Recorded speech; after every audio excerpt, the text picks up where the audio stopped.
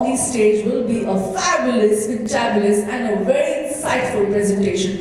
Be with us because after the presentation we shall be heading for a quick tea break, and then of course we'll be back by another power loaded, super amazing topics to talk about. And of course I'll request all our guests out here, please be very active, very alert. If you have any questions, feel free because we'll pass on the mic, and let's keep it a two-way communication.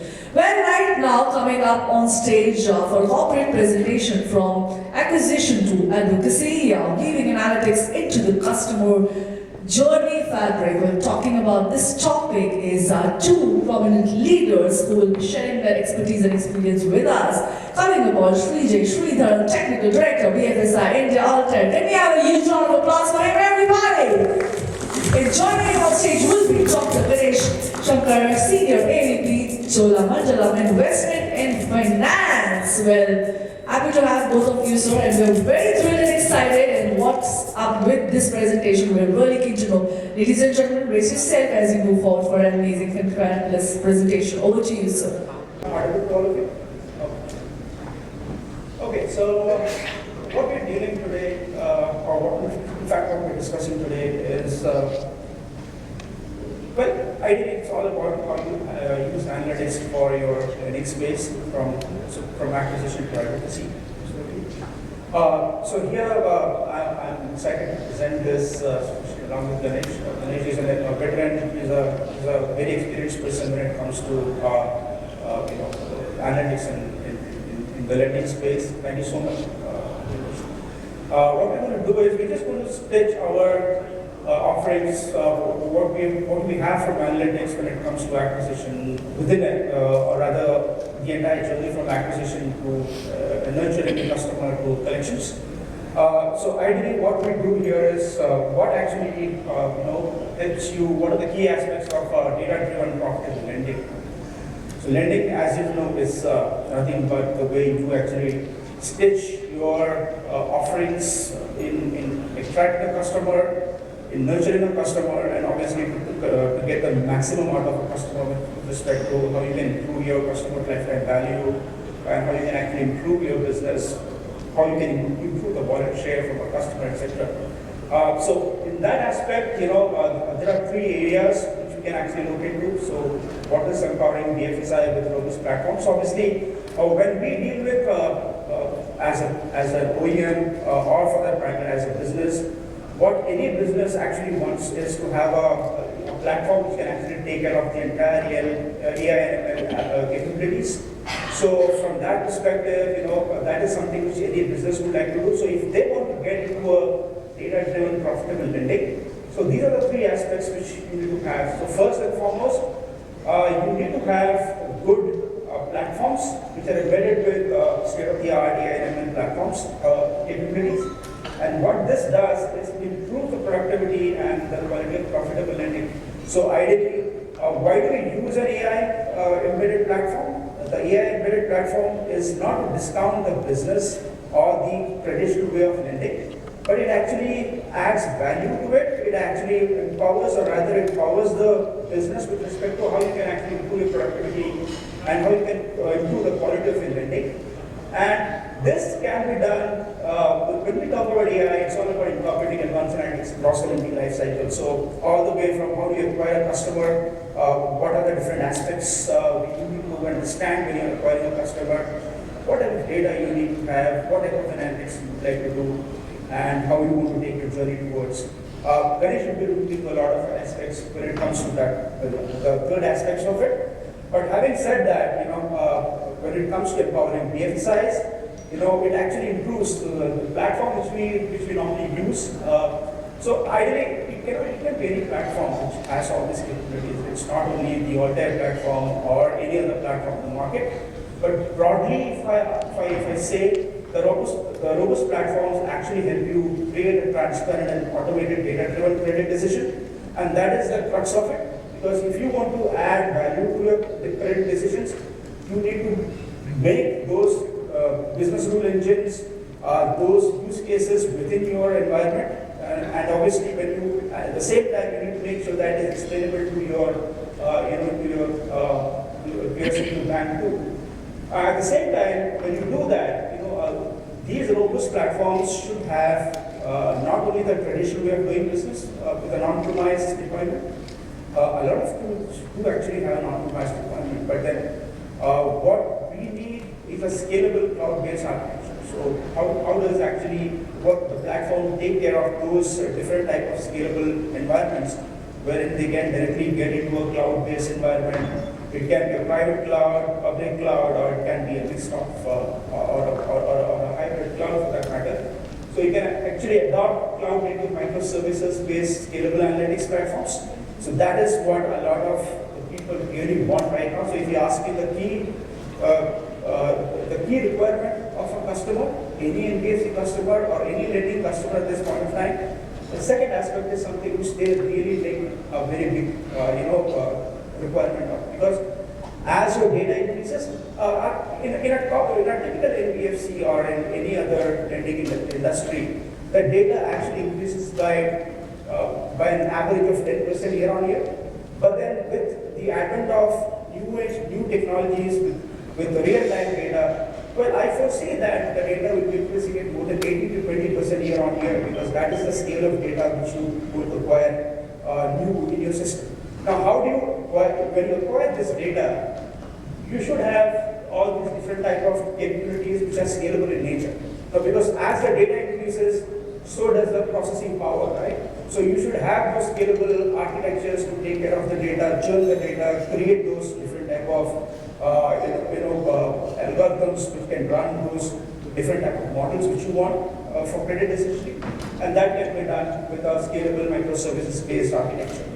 And finally, obviously, though you have these the first two capabilities, unless and until you are not able to explain your models, you are not going to reach anywhere, because ultimately you need to explain to your stakeholders, business stakeholders, you need to explain to your central bank, your regulatory authority.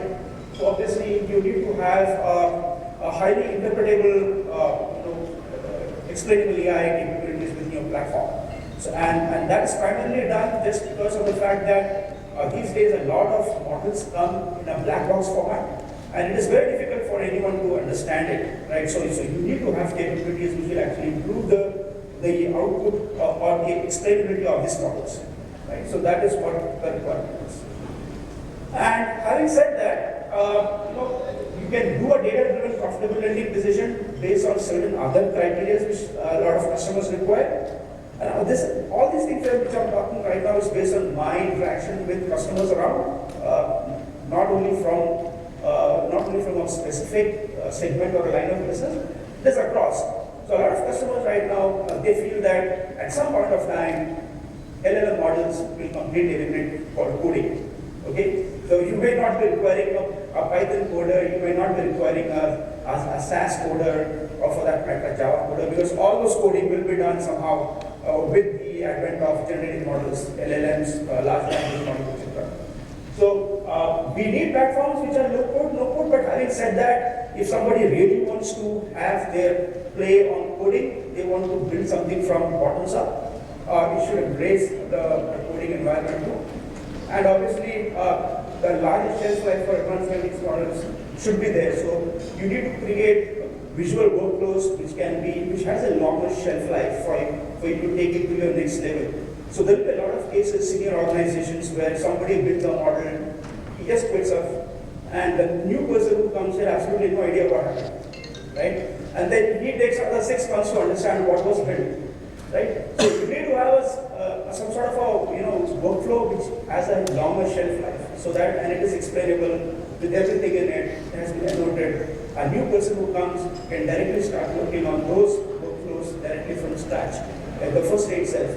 So building those type of workflows, pipelines is something which is the need of the hour. Because ultimately, any business cannot spend time on trying to see what is happening internally just because of somebody has left.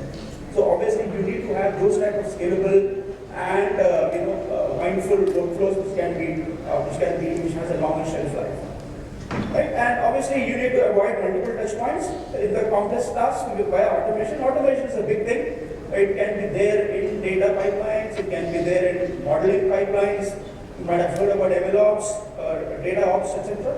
So obviously, you need to have complete automation capabilities of automating the entire end-to-end lending cycle with the power of analytics. And those are some of the good things which are there in your environment. Now, when it comes to what are the key areas, how do you use advanced analytics across a credit life cycle? Now, these are some of the views which I feel I have seen across with my interaction with customers. There can be many more with the onset of Gen AI, generative models, LLMs. You will see far more use cases here. So, for example, one of the panel members in the earlier discussion talked about RAG-based models can be information retrieval system, right? So you can use the power of LLM across in chatbots, in information retrieval, or any of the other areas within financial service for you to actually take value out of the data, right? But ideally, what happens here is, as I said, we have three cycles, three areas, either to acquire, grow, nurture, and collect. We have different type of use cases across different areas, looking into the broader aspect of how the platform actually takes care of the entire journey from data engineering to data discovery to MLOps, operationalization, having a collaborative environment wherein they can, all the different type of personas within the organization can interact with each other. The data engineer should be able to interact with the MLOps engineer. We should be able to interact with the data science engineer, right? Or a data science developer, analytics professional, or a data scientist as a whole. So, and when we have that, you look into the different aspects of the workflow, having a proper governance and trust and transparency, and you can look into different type of use cases which are required for you to do, be in the area of risk, fraud, and portfolio analytics, be it in the area of customer analytics and marketing, or if you really want to do something in the self-service data preparation, there are different aspects or use cases which can be used there too. The area of reconciliation, exception reporting, compliance and risk reporting, etc. So these are different areas where you can really approach, and you can do this with a modern architecture. So the key modern architecture which explains all these different type of use cases, taking care of data engineering, discovery, operationalization, collaboration, and governance, is done by modern architecture, wherein you have specific areas for data ops, which takes care of the ingestion of your data pre-processing and data engineering, where you create your data stores, you create your different features, you do your feature engineering steps, auto feature engineering, selecting variables for the right use cases for the downstream analytics, and obviously to build your models, to do feature curation, model development, code versioning. These are things which are new to the field, right? Code versioning, model versioning, pipeline versioning. But these are very key aspects when it comes to collaboration within an environment by different personas in the analytics industry. So that is something which we do. Model development, model training, hyperparameter tuning. People who are there in the analytics industry for a long time, they understand how do you develop your model, how do you improve your model, and how do you improve the quality of the model. So obviously you have to use different type of techniques to improve your parameters of your model, using hyperparameter tuning or optimization. And finally you have to test, validate, optimize your model, and deploy it. Now all of this thing is done in a single platform, right? And that platform is something which every lender on the earth would like to have. Be it a small lender or a big lender. Aspiring to have that platform is something which a lot of lenders do right now. And that is what precisely we also foresee going forward. So with that, I will take it to Ganesh. And maybe Ganesh comes from Chola. He has a lot of experience with respect to the business part and the use case part. I would request him to take it forward. Thank you so much.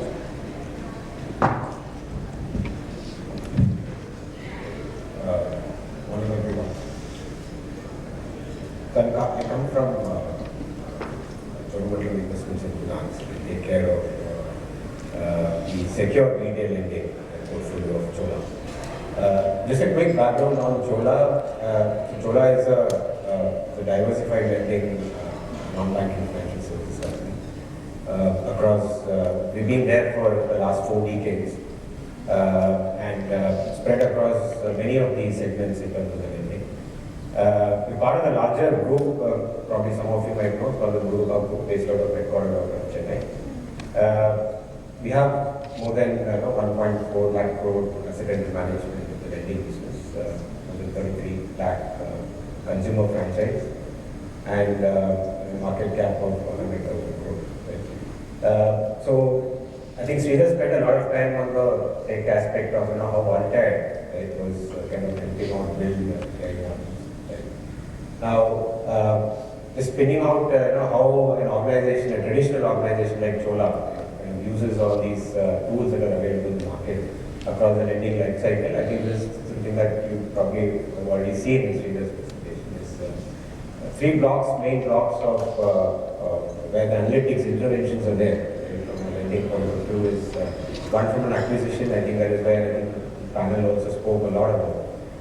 How do you find and fund the right kind of customers? More from managing the risk and also trying to optimize the contract, right, from exposure to pricing, etc. Post the account comes on board, now how do you manage the account, right, from pre-delinquency and from a post-delinquency standpoint, where a lot of optimization is required from ensuring that you spend right on the right kind of segments. The last portion, probably not dealt so much, was how do you retain these good customers, right, and hence try to improve the customer lifetime value. That's why we have spent a lot of time on trying to ensure that get some of these things in place.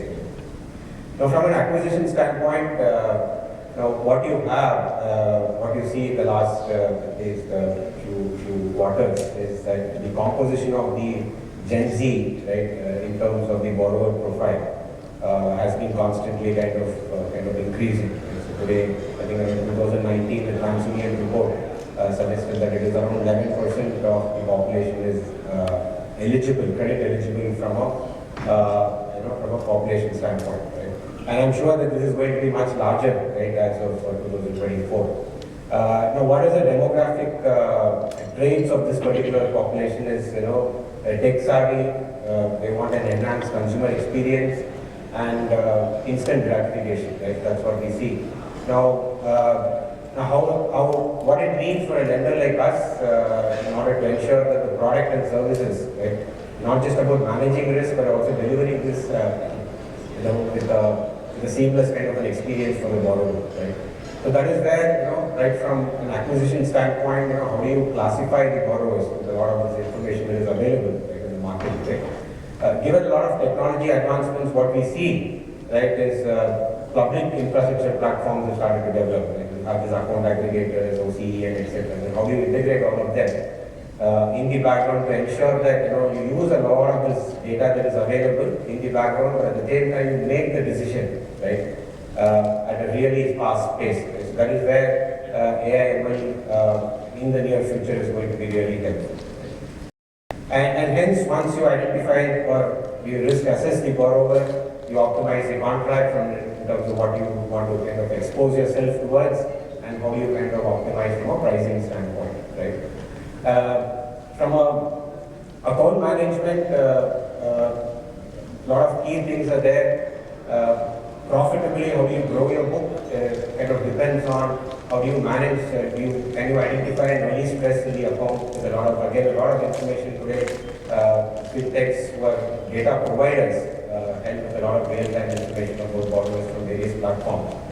And with all this touch point on digital, you would get a lot of feed, and how do you automate and manage this data that comes in from an account point of view. And ensure that you are able to identify an early stress and hence kind of have some kind of an intervention, right, at the right point in time. Now, once the account goes delinquent, how do you manage the account from identifying, right, segmenting the borrowers in such a way that you ensure that you identify the right channel and the right mode, which helps you in optimizing the cost, which gives you the better efficiency in terms of collections, and at the same time try to optimize the cost of collections. And the last one, from a retention point of view, how do you grow your assets with a lot of customer franchising that you're going to have? Now, how do you ensure that you grow this profitably? Again, you have to monitor these accounts on a constant basis. That's where a lot of behavioral scorecards comes into picture.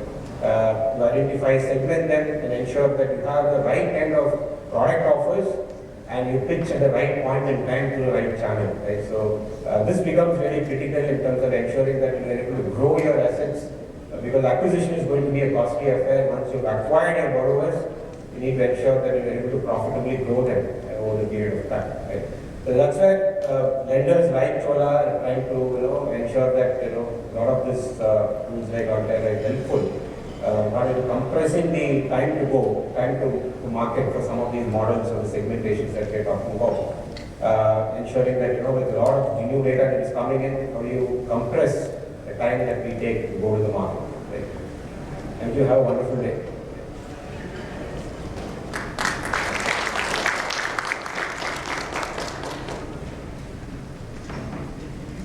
I must say, very fabulous presentation. Can we have a huge round of applause for such a valuable and a very productive and I must say constructive presentation right now. Let's get going, and as a gesture from Altair, I have a very amazing goodie for you. So we'd like to felicitate you, Dr. Ganesh Sankar. I'll request you to please come to the center stage. And Sreejay S, Technical Director, BFSI and Altair. Can we have you felicitating Dr. Ganesh Sankar? Can we have a huge round of applause, sir? Thank you. Please remain on stage, and also, of course, calling upon Umang Shah, VP Product and Technology, Swatantra Microfit Private Limited, to please come on stage and felicitate both of our presenters out here. I request you to please be there, and we'd like to felicitate you one by one. Can we have the token of momentum? Thank you so for such a powerful presentation with us. And special thanks to Dr. Ganesh for taking busy time out of his busy schedule and coming here and getting this about the entire thing. It was fabulous. And of course, you shall be around. If anybody has any query, they can definitely connect with you, right? Thank you. Yeah, can we have the momentum? Mr. Umangsha, I request you to please felicitate Dr. Ganesh Sankar, Senior AVP, Cholamandalam Investment and Finance, along with Sreejay S, Technical Director, BFSI India, out there. Can we have a huge round of applause, everybody?